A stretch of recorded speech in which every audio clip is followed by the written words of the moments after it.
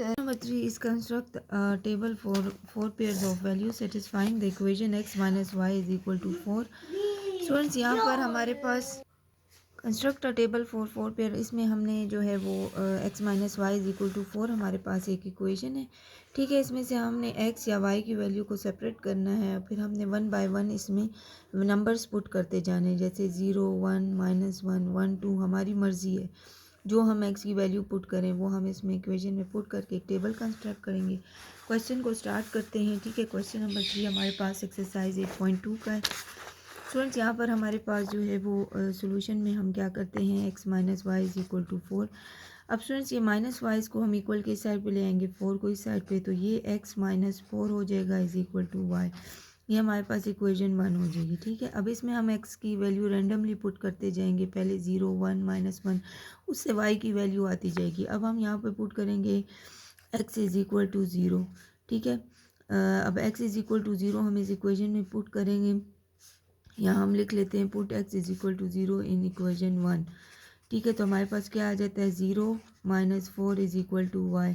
तो y की value क्या आ जाएगी, -4 आ जाएगी। ठीक है, हमने y इधर लिख लिया, -4 कोई फ़र्क नहीं पड़ता। ये हमारे पास y की वैल्यू आ गई जब हमने x की वैल्यू 0 पुट की। अब हम क्या करेंगे, x की वैल्यू 1 पुट कर देंगे, put x is equal to 1 in equation 1। ठीक है, तो x minus Y is equal to x minus 4 is equal to Y है, तो x की जगह 1 पुट करते हैं, 1 - 4 इज इक्वल टू वाई। 4 में से 1 माइनस करेंगे तो क्या आ जाएगा, -3 इज इक्वल टू वाई आ जाएगा। ये हमारे पास y की वैल्यू है, ये -3 आ गई।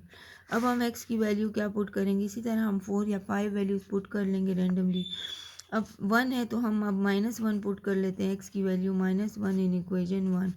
ठीक है, तो स्टूडेंट्स यहाँ पर हमारे पास क्या है, x -4 की जगह -1 - 4 is equal to y, minus minus plus -5 is equal to y आ जाएगा ये।